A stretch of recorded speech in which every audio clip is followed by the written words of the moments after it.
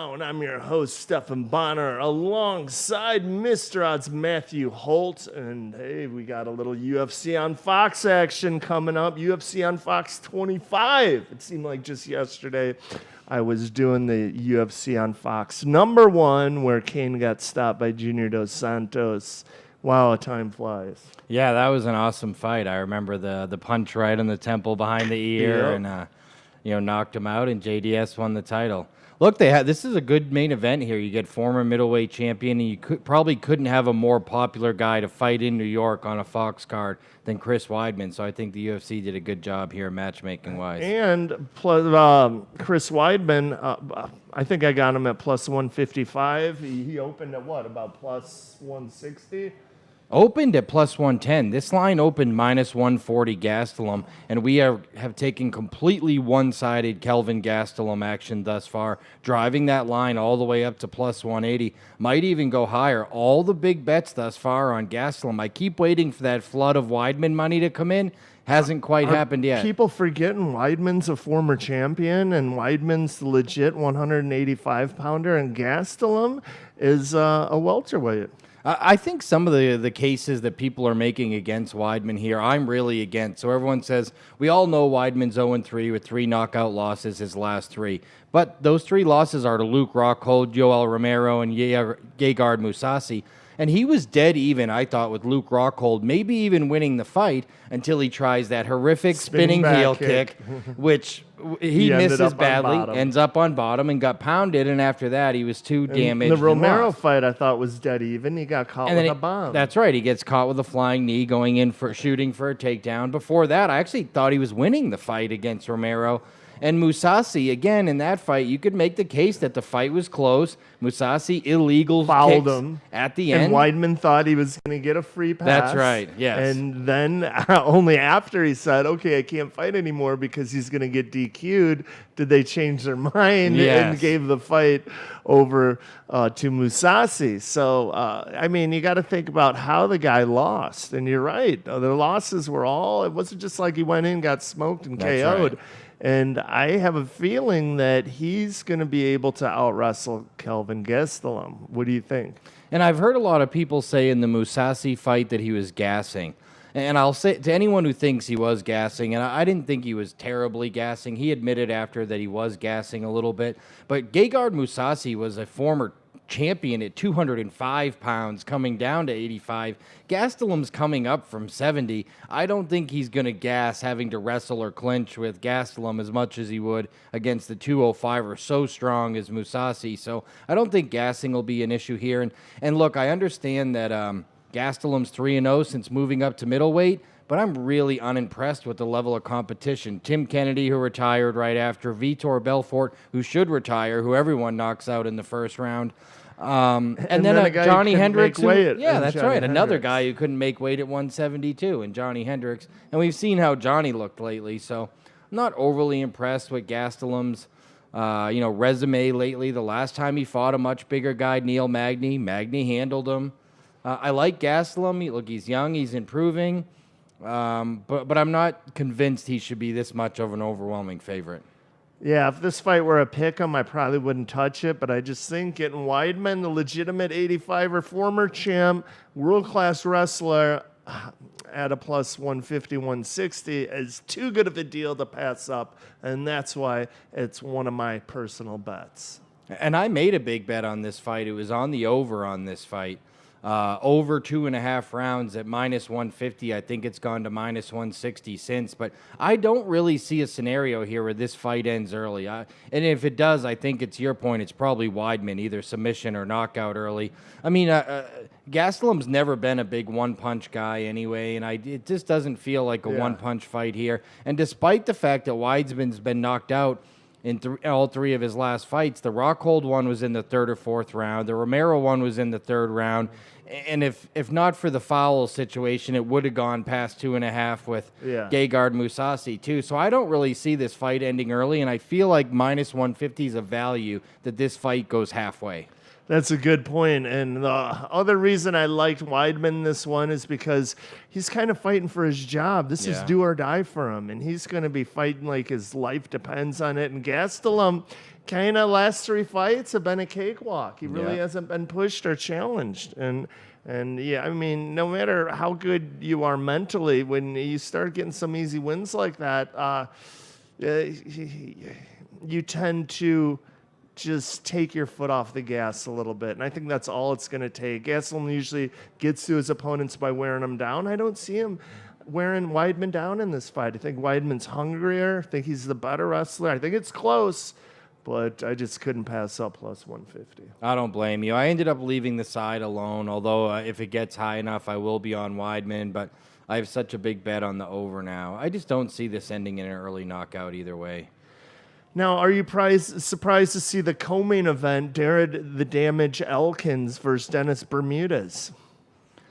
I just seeing that fight as the co-main, that kind of took me by surprise. I actually thought the co-main should have been Thomas Almeida versus Jimmy Rivera because they're both top 7 fans. guys for the fans, and that's a diehard MMA fans fight come true. I mean, what a war that is! 2 of the most exciting under 30-year-old fighters in MMA right now.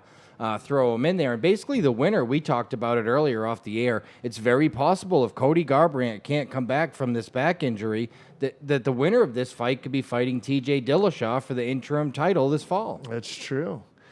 Now back to Elkins Bermudez. I like Elkins. I hope he wins this fight, and you could get him at a good price. He's about a 2-1 underdog in this fight, so there's some value in it, but I just don't like the bet. I feel like I pick Elkins and put some money down on it. I'm kind of counting on Bermudez to blow it for himself.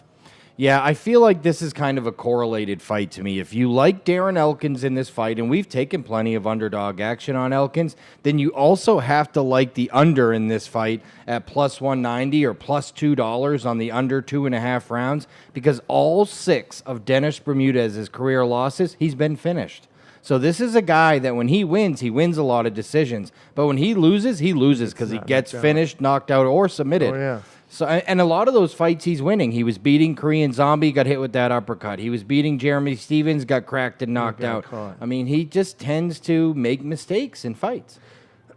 So I'm not touching this fight just because I think Elkins should be the underdog. I like him as an underdog. He fights good as an underdog, but I could see Dennis Bermudez just doing enough to get the decision. Yeah, I could see Dennis Bermudez. I mean, picture Merced Bektik the first 2.5 rounds against Darren Elkins. Yeah. He just did enough to outwork him, then he gassed, and Elkins hit him with those bombs and KO'd him late.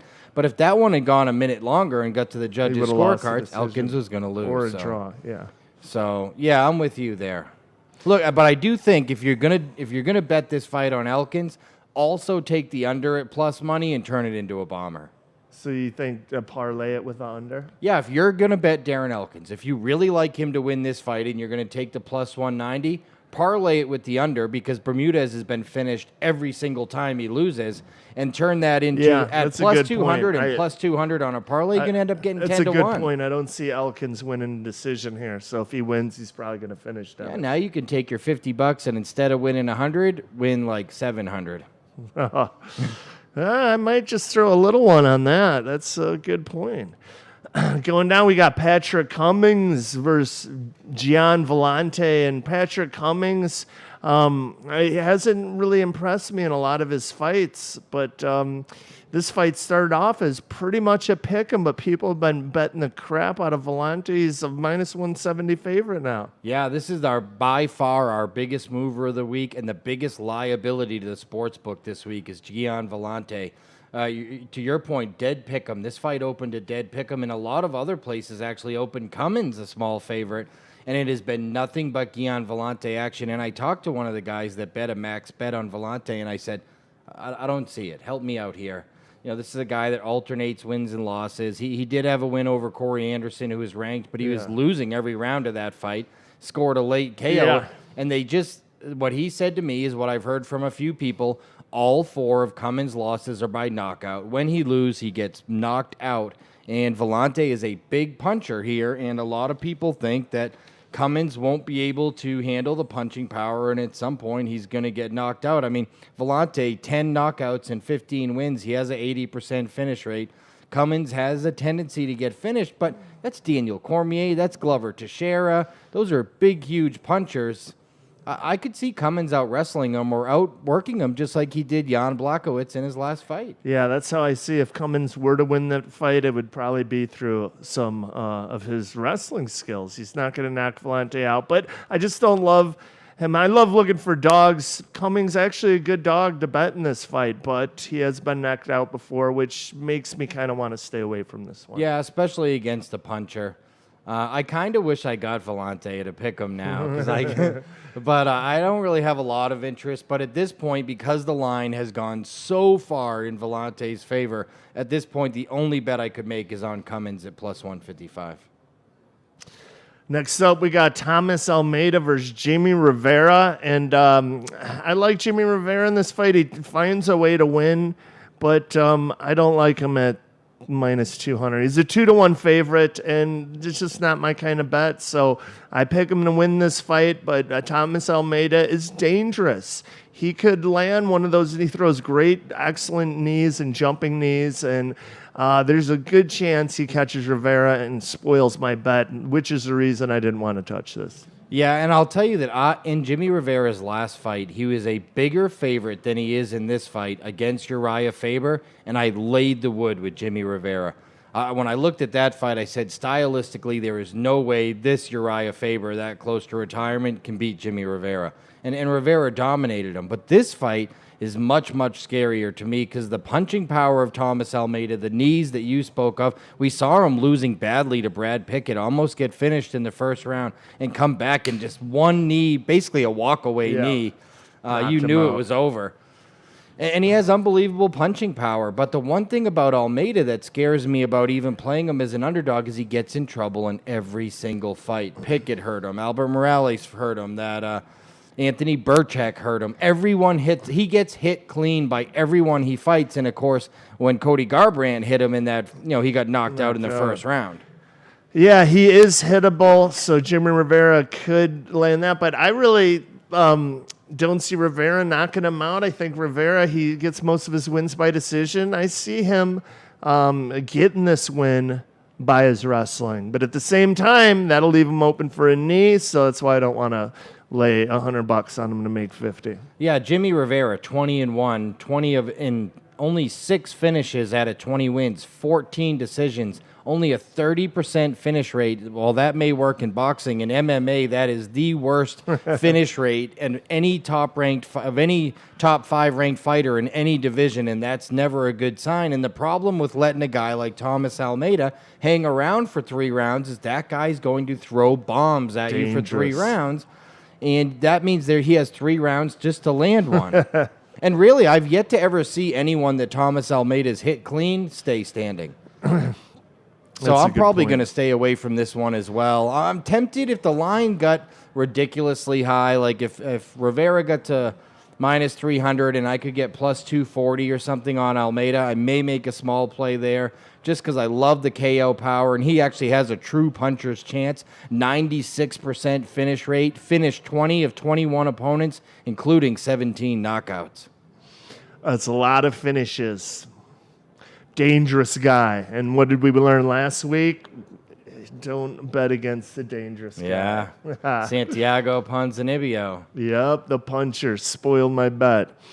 Lesson learned, though. But Lymangood, also on the main card, he's fighting Elizeu dos Santos, and he's a 2-1 favorite. And once again, I expect him to win, but I don't love him that much to put money down.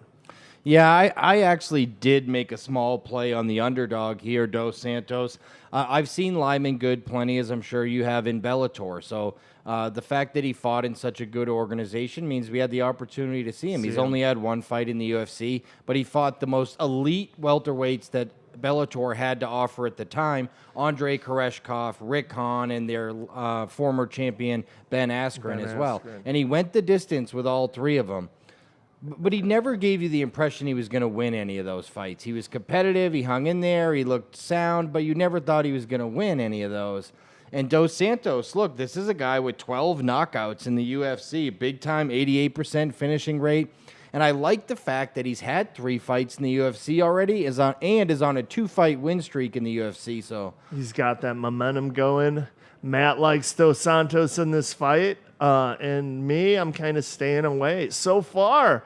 There are a lot of fights that we kind of are shying away from, but that's it for the main card. There's a couple on the undercard that I personally bet, and I like the odds. And let's talk about those now. We got Alex Cowboy Oliveira fighting Ryan Lafleur, and I think I got Oliveira at a plus 170 underdog in this fight. And hey, if this were a pick'em, I'd like Oliveira in this fight. Why do you think Lafleur's favored the way he is? He's not a dangerous finisher.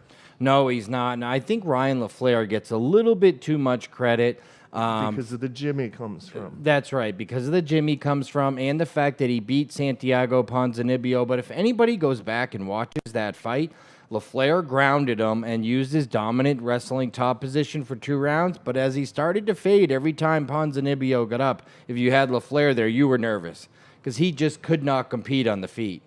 And I don't like betting on one-dimensional guys, and Lafleur hasn't been the most active guy. He's already 3-3. He doesn't. I mean, he's already 33, and he doesn't fight a ton. Cowboy Oliveira has been super active.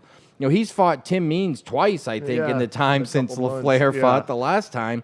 7-1-1 in his last 8 UFC fights. In his last 9 UFC fights, his only loss, Donald Cowboy Cerrone. This guy's really flying under the radar. The problem with him is, you know, he had that first fight against Means where they called it a no contest due to the foul. A lot of people consider that a loss for Oliveira, but it wasn't. It was a foul, and it was a no contest. And he came back and avenged it by submitting Tim Means in the second round. And other than that, he's 7-1, and as all his other fights in the UFC, with the only loss to Cowboy Cerrone, which we know is a pretty respectable loss in a fight where he got thrust into the main event in a late fill-in situation, and it seemed like they agreed to stand and bang. Yeah. And, one of those fights. Let's put on a good main event for the fans, and Cowboy outstruck him. But this guy's really good, really talented, starting to build some momentum, and not even 30 years old yet, and a big plus money. Yeah, he's tough, durable, and the only thing I worry about is Lafleur out-wrestling him and getting the decision. But I'll take that chance, as Alex is physically a very strong guy, has strong hips, and is really strong in the clinch as well, as we saw against the ex-Bellator champ. Will Brooks. Will Brooks. Yeah, he picked him apart from the... he has some impressive wins. Will Brooks was the champion in Bellator, beat Michael Chandler twice, came over to UFC. Cowboy Oliveira handled him. Yeah, and wore him down. He's really strong. Yeah, I just saw it as a good deal. If you could get Alex Oliveira plus 170, take it. That's my advice to you. And doesn't this one seem a little correlated too? Like if you like Oliveira in this fight, then playing the under too, because if he wins, he's probably going to stop him. If he wins, that means Lafleur wasn't able to take him down and hold him down. So if he stuffs the takedowns, he's going to hurt Lafleur standing. See, I'm just confused here because you talked me out of parlaying, and now this is a second. I'm not saying parlaying. I'm just saying it's. You're not saying parlay. You could also make both bets. You can bet him and the under, and they're both such big pluses that they both end up being good values. And then if they both hit, you get See, I never play the under, and when I did the other week, it didn't turn out. So I'm like, go back to what you do best. Yeah. The other fight on the undercard that, hey, I saw some value in. I saw it as a steal, and I got it. I put some money down on Marlon Vera. He's fighting Brian Kelleher. I was surprised to see Kelleher 2-1 favorite in this fight because, he was a huge underdog in his last fight against Yuri Alcantara. He caught him in a guillotine. He was losing that fight, and now he's a 2-1 favorite, and I'm like, the red flag. If this were a pick'em, I would have picked Vera. I thought this was a massive overreaction. In fact, I laid the wood with Yuri Alcantara in that fight. I was so sure he was going to bury Kelleher, and he was destroying Kelleher on the feet. In fact, he knocked him down twice in the first round of that fight. Had Kelleher hurt. The only reason that fight went to the ground is because he hurt Kelleher again and went in after him, got caught in a guillotine, and did the quick tap on us. And I was like, what in the world? But Kelleher, I just don't see it from him. I mean, he was getting smacked around by Alcantara. He has a hell of a guillotine. I watched some of his other fights. He's landed that a few times. Even with the arm in, he'll get it. But if you're fighting a guy like that, if I'm Marlon Vera, I'm like, okay, keep this fight standing. My stand-up's better than his. I'm not a big wrestler anyway. This guy's got a nasty guillotine. That's the only way he could beat me. Let's keep it standing. Don't go for any takedowns. I won't get caught in the guillotine. And he didn't get a takedown. I mean, it's not like he got a takedown or got a guillotine on the ground. He got knocked down and hurt. And here comes Yuri, a little too aggressive, and he catches him. Yeah. I'm with you. Marlon Vera is only 24 years old, fights for that new gym in Irvine, California, one of the biggest square footage gyms in all the United States. And they're starting to produce some good fighters, and he looked really sharp in the Brad Pickett retirement fight. Brad Pickett, they tried to set him up to look good in that fight because they knew Vera would stay standing. Vera picked him apart. He's one of those guys we talk about. He started MMA at 20, wasn't physically ready for it all, got a couple losses. Yeah, he filled out early 20s. Right. Developed his skill set, filled out a little bit, still only 24 years old. Now he has 12, 15 fights under his belt, and you could see the improvement. I like Oliveira a lot, especially at this price. And I'm with you. If this fight was a pick'em, I might still take Marlon Vera. We both like Vera in this fight. Other than that, on the undercard, me personally, there's nothing I absolutely love, so I'm staying away. But Matt here is liking something he sees in the Castro versus Burgos fight. Yeah, interestingly enough, so I looked at this total, and right away it caught my eye. How can guys at this weight class have a total of 1.5 with the under favored? So then I went and looked in there, and Pepe Castro has 6 of his last 7 fights have ended in the first round, and Burgos, who's 9-0, 5 of his 9 fights ended in the first round. These guys are both ultra aggressive, going to get after it. I feel like at this price, Pepe Castro is a little bit underrated. This is a guy who's won 3 of his last 4 fights in the UFC against guys who you would recognize. Burgos is that guy. He's up and coming. He's just starting to get into UFC. I could see an ultra-aggressive Pepe Castro getting in there, hurting him early, putting him in a submission. A guy who has, who finishes 6 of his last 7 fights in the first round may catch the big favorite early at a big price. So you personally, you're taking Castro in this bet and the under? Both. I'm going to bet the under 1.5 rounds, and I'm going to bet Pepe Castro at plus 260. Parlaying them? Not parlaying them, just betting them separately.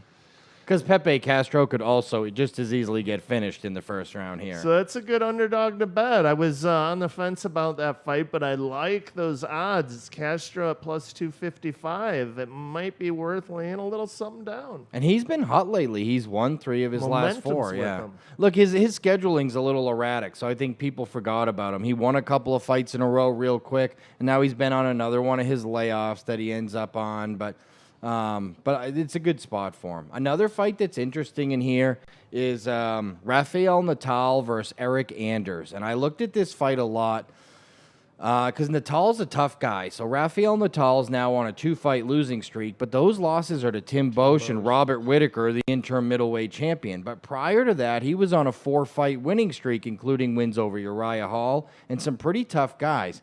Eric Anders was the starting linebacker for the University of Alabama in the 2009 national championship team. In fact, he had the most tackles on Alabama against Texas the first time they won a national championship under Nick Saban. Good trivia question.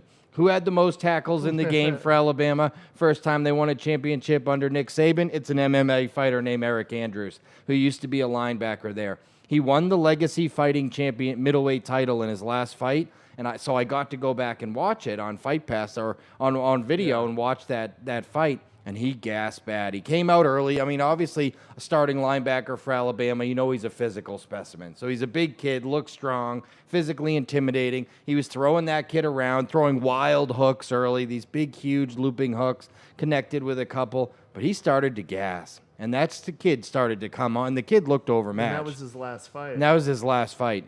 It was against a guy named Brandon Allen. You can go on there and watch it. And Natal's really experienced, and suddenly he's plus money.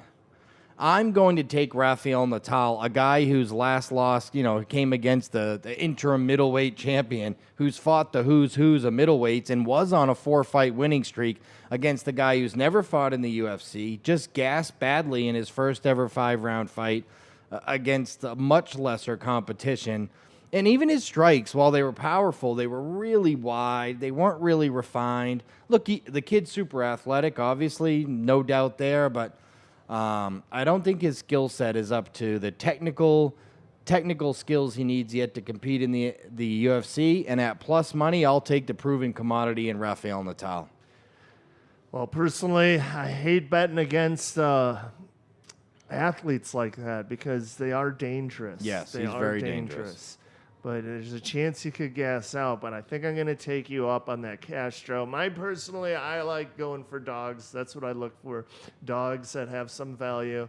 And I think I'm going to open up my CG Sports app, powered to you by CG Technology, and put one more bet down on Castro. To sum it up, I'm going for the guys with plus money, and I'm taking Chris Weidman at plus 155, Alex Oliveira at plus 170, and Marlon Vera at plus 180. Yeah, I'm taking my biggest bet on the card is Weidman Gastelum over. I love the over 2.5 rounds in that fight. I think this one. I actually personally think the highest probability here is that it actually goes the distance, but I certainly think it's going halfway. And then I'm with you. I'm on Cowboy Oliveira. I'm also on Marlon Vera. I'm on Godfredo Pepe Castro at plus 260, as well as the under in that fight. And then I bet Rafael Natal at plus 105. I just feel like I know what I'm getting there, and I'm not sure what I'm getting with the football player. Well, there you have the pros picks. Nice, smooth show today. Yeah. No devil's advocate here cussing at us. Yeah, true. Yeah. That's about it for us. Hope you enjoy the fights. Hope you make some money like we have been the last couple weeks. So keep tuning in. Keep finding value. Keep finding money while enjoying your favorite sport. It's my favorite sport. For Matthew Holt, I'm Stephan Bonnar. See you next week on the final round. Hey, and be sure to check out our Twitter. Both Stephan and I on Tuesdays now with the Dana White Contender Series is if we get any hot picks for the Dana White Contender Series, we'll throw them on our Twitter on Tuesdays. Tuesday night Contender Series. Follow us on Twitter, get our picks, and he's really good at that. Last couple weeks he's been killing it, cleaning it up. So I might hop on that train as well. Thanks for tuning in.